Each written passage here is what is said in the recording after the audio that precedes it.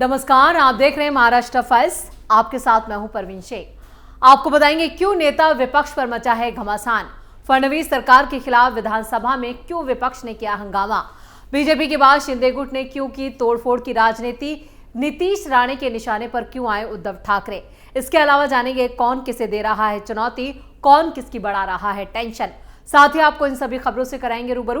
लेकिन तमाम बड़ी खबरों में आगे बढ़ने से पहले एक नजर डालते हैं महाराष्ट्र की टॉप हेडलाइंस पर। विधानसभा के शीतकालीन सत्र के पहले दिन विपक्ष का हंगामा। फडणवीस की टी पार्टी का बहिष्कार। सरकार ने विपक्ष को बताया दिशाहीन। 5 ट्रिलियन इकोनॉमी में महाराष्ट्र। शीतकालीन सत्र में सीएम फडणवीस का पलटवार। विपक्ष को दिया करारा जवाब। बीजेपी के बाद शिंदे गुट की तोड़फोड़ राजनीति। बीवीए नेता शिवसेना में हुए शामिल। नीतीश राणे का उद्धव ठाकरे पर हमला। बोले 2019 में कांग्रेस के साथ बेईमानी से बनाई सरकार। बीएमसी चुनाव से पहले कुर्ला और मलाड में बड़ी तादाद में बढ़ गए वोटर। एक्शन में आया चुनाव आयोग। खबरों में सबसे पहले बात विधानसभा में विपक्ष के हंगामे की। महाराष्ट्र विधानसभा के शीतकालीन सत्र के पहले ही दिन विपक्ष ने जमकर हंगामा किया। विपक्ष ने आरोप लगाया कि सरकार जानबूझकर सत्र को छोटा करके कामकाज को जल्दबाजी में निपटाने की जुगत में है।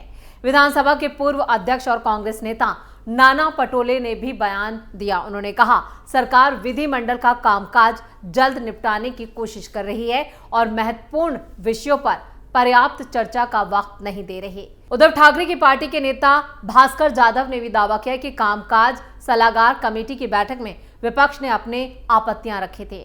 विधानसभा अध्यक्ष राहुल नार्वेकर ने साफ किया कि अधिवेशन की अवधि और कामकाज का स्वरूप कामकाज सलाहकार कमेटी में सर्वसम्मति से तय होता है। उन्होंने कहा कि अब उस पर अलग से चर्चा नहीं की जाएगी। सीएम देवेंद्र फडणवीस ने विपक्ष के आरोपों को खारिज करते हुए कहा, कोरोना काल में महाराष्ट्र में अन्य राज्यों की तुलना में कम अवधि के सत्र हुए थे, जिसकी याद विपक्ष को भी है। स्थानीय स्वराज्य संस्थाओं की चुनाव प्रक्रिया शुरू हो सकती है और आचार संहिता लागू होने की संभावना के कारण इस सत्र की अवधि कम रखी गई है। इसी कमी को अगले अधिवेशन में अधिक अवधि देकर पूरा किया जाएगा। इस बीच विधानसभा की शीतकालीन सत्र के पहले दिन 75,000 करोड़ की पूरक वित्तीय मांगे भी पेश की गई। इससे पहले विपक्ष ने सरकार की परंपरागत टी पार्टी तक का बहिष्कार कर दिया था। साथ ही विधानमंडल के दोनों सदनों में विपक्ष के नेताओं ने एलओपी की नियुक्ति को लेकर भी फडणवीस सरकार को घेरने की कोशिश की। नेता प्रतिपक्ष की मांग को लेकर उद्धव ठाकरे ने कहा, इतना प्रचंड बहुमत होने के बावजूद सरकार नेता प्रतिपक्ष से क्यों डर रही है। नेता प्रतिपक्ष की नियुक्ति होनी चाहिए और हम इसकी मांग करते रहे हैं। अगर सरकार विपक्ष के नेता की नियुक्ति करने में असफल रहती है तो इतिहास में यह पहली बार होगा कि कोई सत्र नेता प्रतिपक्ष के बिना आयोजित किया जाएगा। न सिर्फ नेता प्रतिपक्ष को लेकर उद्धव ठाकरे ने सवाल उठाए, बल्कि किसानों से लेकर कई ऐसे मुद्दे थे जब उन्होंने फडणवीस सरकार को घेरने की कोशिश की। साथ ही साथ सत्र के छोटा होने पर भी विपक्षी दलों ने काफी हंगामा किया। यानी विधानसभा के पहले सत्र ही काफी हंगामेदार रहा, जहां पर सरकार के कामकाज में रुकावट डाली गई। खबरों में अब बात फडणवीस के पलटवार की। विधानसभा के शीतकालीन सत्र पर विपक्ष का घमासान जहां पर देखने को मिला, वहीं उद्धव गुट की तरफ से सरकार पर निशाना भी साधा गया। उद्धव गुट के नेता भास्कर जाधव ने प्रतिक्रिया दी। उन्होंने कहा, सरकार एलओपी से डर रही है। नागपुर विधानमंडल के शीत सत्र की पहले ही शाम को विपक्ष के लगाए गए आरोपों पर कड़ा प्रहार करते हुए सीएम देवेंद्र फडणवीस भी मैदान में उतर गए। उन्होंने कहा कि भले ही राज्य की आर्थिक स्थिति पेचीदा हो, लेकिन किसानों को फायदा पहुंचाने और दूसरी घोषणाओं को पूरा करने के लिए बजट का आवंटन हर हाल में किया जाएगा। सरकार पर निशाना साधते समय विपक्ष ने कई गलतियां की हैं। पहले तो महाविकास अघाड़ी के दलों में तालमेल नहीं है, यहाँ तक कि सरकार को जो पत्र सौंपा जाना था उस पर हस्ताक्षर के लिए लोग भी नहीं मिल रहे थे। खासतौर से शरद पवार गुट से कोई भी नेता इसमें शामिल नहीं था। आर्थिक स्थिति को लेकर विपक्ष को आड़े हाथे लेते हुए डिप्टी सीएम एकनाथ शिंदे ने कहा, देश की आर्थिक स्थिति अब 5 ट्रिलियन होने जा रही है, जिसमें महाराष्ट्र भी हिस्सेदार है। योजनाओं के कारण राज्य पर आर्थिक बोझ भले ही हो, लेकिन जो घोषणाएं हुई हैं उन्हें हर हाल में पूरा किया जा रहा है। शीत सत्र में विशेष रूप से विदर्भ को न्याय मिलना चाहिए। विपक्ष को सलाह देते हुए उन्होंने कहा, सिर्फ विधानसभा की सीढ़ियों पर स्टंटबाजी नहीं बल्कि सदन के भीतर जनता के सवालों को उठाना चाहिए। सरकार से जनता को न्याय दिलाना चाहिए। यानी विपक्ष ही पूरी तरह से दिशाहीन और मुद्दा विहीन ही सदन में नजर आया, जिसको लेकर डिप्टी सीएम एकनाथ शिंदे और सीएम देवेंद्र फडणवीस ने विपक्ष को करारा जवाब दिया। और खबरों में अब बात एकनाथ शिंदे की। बीजेपी के बाद अब शिंदे गुट ने भी बहुजन विकास अघाड़ी के कार्यकर्ताओं को पार्टी में शामिल करना शुरू कर दिया है। अभी 2 दिन पहले ही बीजेपी ने वसई, नाला सुपारा और नया गांव इलाकों से बहुजन विकास अघाड़ी के कार्यकर्ताओं को पार्टी में शामिल कराया था। इसके बाद अब शिंदे गुट ने भी बहुजन विकास अघाड़ी के कार्यकर्ताओं को पार्टी में शामिल करके ये बताने की कोशिश की कि हमारी पार्टी भी किसी से कम नहीं है। एक पूर्व नगर सेविका सहित 3 पूर्व नगर सेवकों ने डिप्टी सीएम एकनाथ शिंदे की मौजूदगी में वो शिवसेना में शामिल हुए।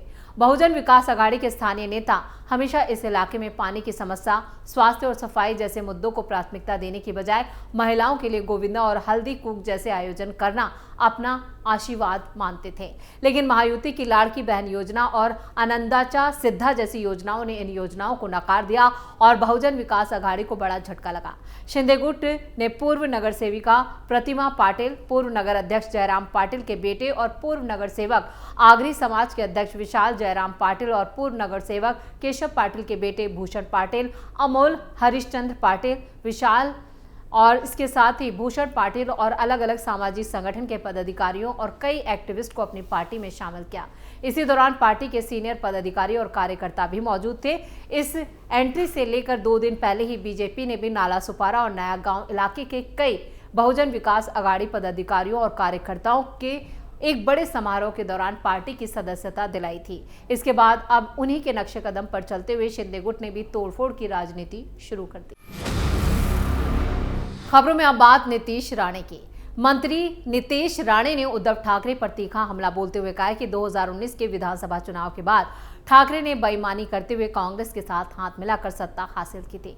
राणे ने दावा किया कि इसी राजनीतिक बदलाव के बाद एकनाथ शिंदे ने बीजेपी के साथ गठबंधन करके सरकार बनाने का फैसला लिया। राणे ने कहा कि उद्धव ठाकरे किसी भी हालत में एकनाथ शिंदे को सीएम नहीं बनने देते। उनके मुताबिक ठाकरे परिवार की योजना में उद्धव ठाकरे के बाद रश्मि ठाकरे या आदित्य ठाकरे को सीएम बनाने का जो प्लान था वो तैयार किया गया था और शिंदे इस बात को भली भांति समझते थे। राणे ने दावा किया कि उद्धव ठाकरे के कदमों ने ही शिंदे को बीजेपी के साथ जाने का रास्ता दिखाया। उन्होंने कहा कि 2019 में कांग्रेस और एनसीपी के साथ सरकार बनाकर ठाकरे ने जनादेश के खिलाफ जाकर गठबंधन किया था, जिसका नतीजा राज्य की राजनीतिक अस्थिरता के रूप में सामने आई। उद्धव ठाकरे के हालिया बयान जिसमें उन्होंने कहा था कि बीजेपी एनाकोंडा की तरह एनसीपी यानी अजीत पवार गुट और शिवसेना शिंदे गुट को निगल जाएगी, उसी का जवाब देते हुए राणे ने ये तीखी प्रतिक्रिया दी। उन्होंने कहा कि ठाकरे को ऐसी मच्छर रानी जैसी बयानबाजी से बचना चाहिए। राणे ने तंज कसते हुए कहा कि शिवसेना यानी ठाकरे गुट वास्तव में कांग्रेस की श्री टीम बनकर रह गई है।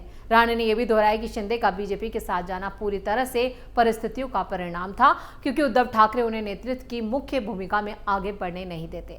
समारोह के दौरान राणे ने स्थानीय ट्रस्ट और नगर निगम के किए गए आयोजनों की तारीफ भी की। खबरों के आखिर में बात बीएमसी चुनावों की। बीएमसी चुनाव से पहले जारी ड्राफ्ट वोटर लिस्ट में बड़ा बदलाव देखने को मिल रहा है। शहर के 227 वार्डों में वोटरों की संख्या में कुल 12.67% की बढ़ोतरी दर्ज की गई है, लेकिन ये बढ़त सभी इलाकों में बराबर नहीं है। पश्चिमी और मध्य उपनगरों में जहां वोटरों की संख्या तेजी से बढ़ी है, वहीं साउथ मुंबई के कई पुराने इलाकों में वोटरों की संख्या घट गई है। ड्राफ्ट वोटर लिस्ट ने शहर की चुनावी तस्वीर में बड़े बदलावों का खुलासा किया है।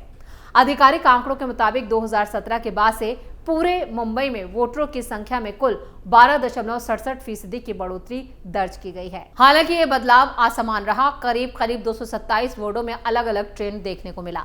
सबसे बड़ा उछाल पश्चिमी शहरों के मलाड, मालवड़ी इलाके और मध्य मुंबई के कुर्ला इलाके में देखने को मिला है। पी नॉर्थ बेल्ट के वार्ड नंबर 48, 33, 163 और 157 में वोटरों की संख्या 50% से ज्यादा बढ़ गई और इन इलाकों में मुख्य रूप से वर्किंग क्लास और अल्पसंख्यक समुदायों की आबादी रहती है, जिसके चलते आंकड़ों पर राजनीतिक और प्रशासनिक स्तर पर भी बारीकी से नजर रखी जा रही है।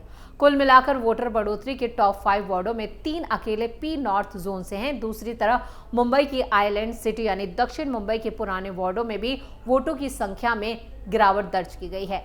कुल 24 वार्ड ऐसे हैं जहां वोटरों की संख्या घटी है, जिनमें से 10 उपनगरों में भी है। लेकिन सबसे ज्यादा गिरावट आइलैंड सिटी के वार्डों में दर्ज की गई है। सी वार्ड के इलाके जैसे कलबा देवी और चीरा बाजार से बड़ी संख्या में लोग बाहर शिफ्ट हुए, क्योंकि कई पुराने मकानों का रीडेवलपमेंट हुआ है और लोगों को शहर के बाहर नए मकान मिले हैं। प्रशासनिक स्तर पर इस बदलाव का एक बड़ा कारण वोटर लिस्ट की सफाई भी है। बीएमसी और चुनावी मशीनरी ने करीब 11 लाख डुप्लीकेट वोटर एंट्री हटाने की प्रक्रिया चलाई, जिससे कई इलाकों में आंकड़े अचानक से कम दिखाई देने लगे। इसके साथ ही नए वोटरों का जुड़ना, आंतरिक माइग्रेशन और नए हाउसिंग प्रोजेक्ट भी वोटर बेस के बदलने की बड़ी वजह बने, जिसका सीधा असर आने वाले बीएमसी चुनावों में वार्ड स्तरीय मुकाबले पर पड़ सकता है। ड्राफ्ट लिस्ट पर आपत्तियां और सुधार की प्रक्रिया के बाद फाइनल वोटर लिस्ट जारी की जाएगी। इसी के साथ महाराष्ट्र फाइल्स में खबरों का सिलसिला यहीं खत्म करते हैं। बाकी खबरों के लिए आप जुड़े रहिए कैपिटल टीवी के साथ। वीडियो को लाइक करें, शेयर करें और कैपिटल टीवी को सब्सक्राइब जरूर करें। नमस्कार।